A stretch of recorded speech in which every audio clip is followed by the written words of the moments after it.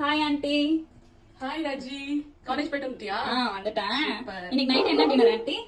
இன்னைக்கு டின்னர் வந்து இட்லி தக்காளி குருமா. வா செய்யலாம். ஓகே.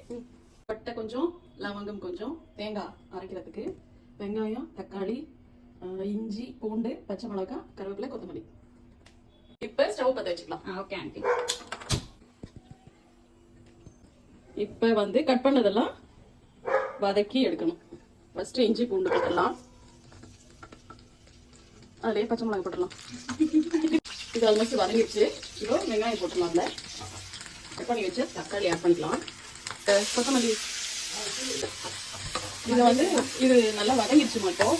இதை வந்து அப்படியே எடுத்து சைடு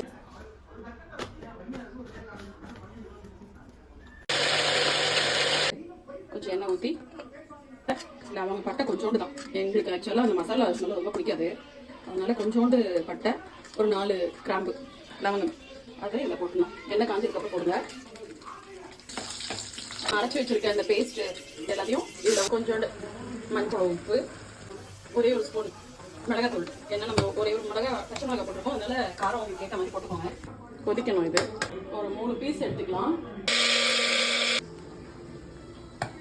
அரைச்சி வச்ச தேங்காவை இதில் ஊற்றிடலாம். ஒரு 5 மினிட்ஸ் மட்டும் கொதிச்சா போதும்.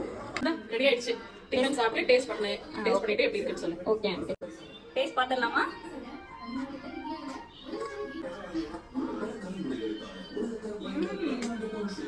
Very tasty aunty.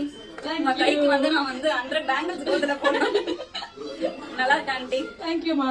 Hi guys, நீங்களும் இதை ட்ரை பண்ணி பாருங்க. ட்ரை பண்ணி பார்த்துட்டு எப்படி இருக்குன்னு கமெண்ட்ல சொல்லுங்க.